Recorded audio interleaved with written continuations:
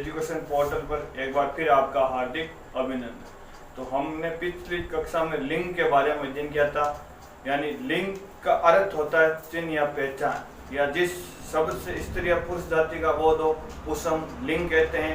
लिंग के दो भेद बताए थे, पुल्लिंग और स्त्रीलिंग। यानी जिस शब्द से पुरुष जाति का बोध हो उसे पुल्लिंग कहते हैं, और जिस शब्द से स्त्री जाति का बोध हो उसे हम स्त्रीलिंग कहते हैं। पुल्लिंग के अंदर कुछ शब्द बताए थे कि वो हमेशा इनके नाम आते हैं तो पुल्लिंग होते हैं, जैसे दिनों के नाम, महीनों के नाम, पेड़ों के नाम, पर्वतों के नाम, अनाजों के नाम। और स्त्रीलिंग में भी बताया था लिपियों के नाम, भाषाओं के नाम, तिथियों के नाम। और कुछ शब्द बताए थे जो उभयलिंग होते हैं, यानी उनका लिंग चेंज नहीं होता, जैसे प्रधानमंत्री है, राष्ट्रपति है, राजदूत है, मैनेजर है, डायिका है आदि। आज हम काल के बारे में अध्ययन करते हैं। तो देखते हैं काल के बारे में। यानी काल, सबसे पहले तो हम देखते हैं कि काल का अर्थ क्या होता है। तो काल का अर्थ होता है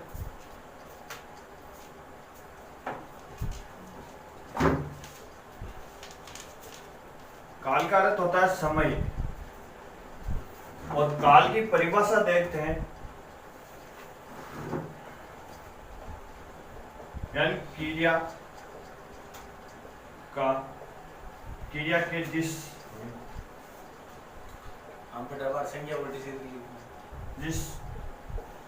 रूप में उसके समय का होने का ज्ञान होता है उसे काल कहते हैं। यानी काल का अर्थ है वो तो है समय, और काल की परिभाषा क्रिया के जिस रूप में उसके समय के होने का ज्ञान होता है उसे हम काल कहते हैं। अब काल के भी तीन भेद हैं, यानी काल के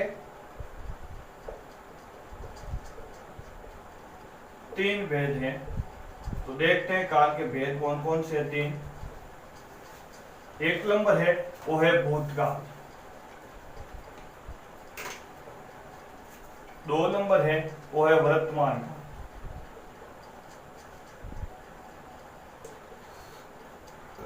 और जो तीन नंबर है वो है भविष्य काल।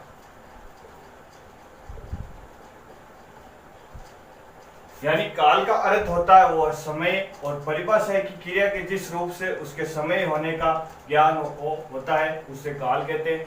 काल के तीन भेद हैं, भूतकाल, वर्तमान काल और भविष्य काल। तो सबसे पहले हम भूतकाल के बारे में देखते हैं।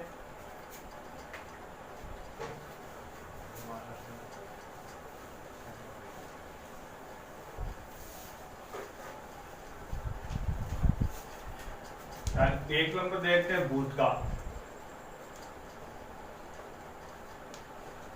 यानी भूतकाल का अर्थ क्या होता है पहले तो ये देखते हैं। तो भूतकाल का अर्थ होता है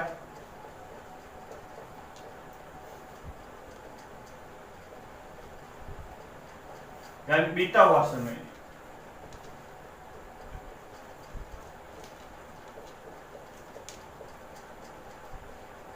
यानी भूतकाल का अर्थ है वो है बीता हुआ समय, यानी क्रिया के जिस रूप से या क्रिया के जिस रूप से बीतते हुए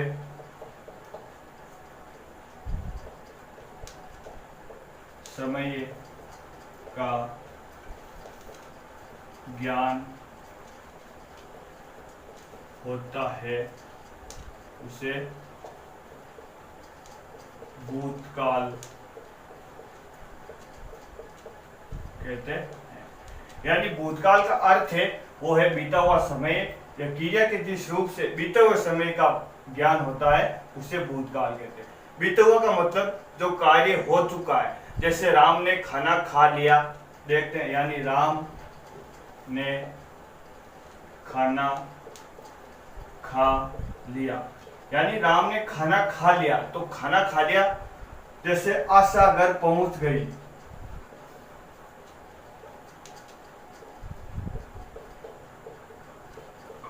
यानी जिस वाक्य में बीता हुए समय का ज्ञान हो तो उसे हम भूतकाल कहते हैं। जैसे राम ने खाना खा लिया, आशा घर पहुंच गई, या श्याम ने गाना गाया, गा लिया। अब हम 2 नंबर पर देखते हैं वर्तमान काल के बारे में।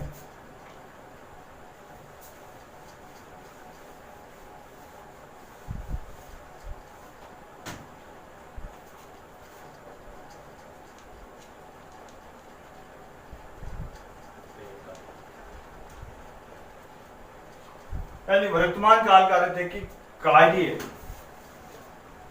यानी वर्तमान काल के बारे में देखते हैं। वर्तमान काल का अर्थ है कि कार्य जो वर्तमान समय में हो रहा है।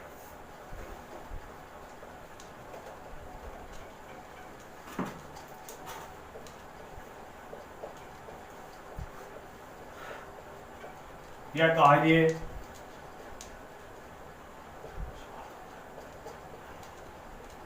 निरंतर हो रहा हो, निरंतर हो रहा है। यानी वर्तमान काल का अर्थ है कि कार्य वर्तमान समय में हो रहा हो या कार्य निरंतर हो रहा हो। अब उदाहरण देखते हैं वर्तमान, यानी वर्तमान काल का अर्थ है कि कार्य का वर्तमान समय में होना या कार्य का निरंतर हो रहा हो। अब देखते हैं हम इनके उदाहरण। जैसे राम खेल रहा है,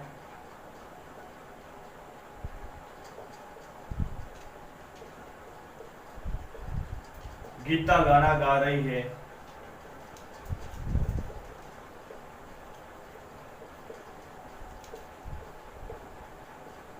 मोहन खाना खा रहा है। ऐसे उदाहरण है जो वर्तमान काल के अंतर्गत आते हैं। यानी जो वर्तमान समय में चल रहा है, जो समय चल रहा है उसमें पूरे हो रहे हैं, उसे हम वर्तमान काल के अंतर्गत रखते हैं। अब 3 नंबर पर है भविष्य काल। तो देखते हैं भविष्य काल के बारे में।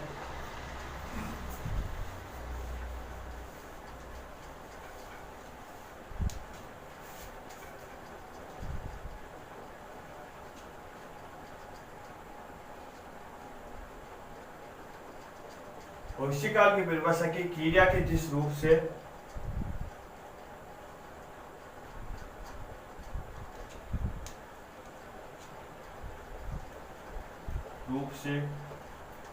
कार्य का आने वाले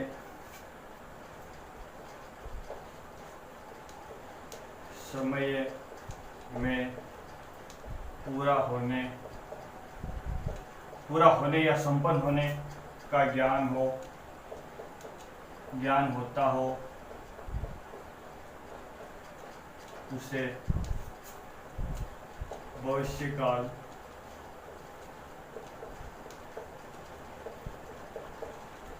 कहते हैं। यानी क्रिया के जिस रूप से कार्य का आने वाले समय में पूरा होने का ज्ञान होता हो, उसे भविष्य काल कहते हैं।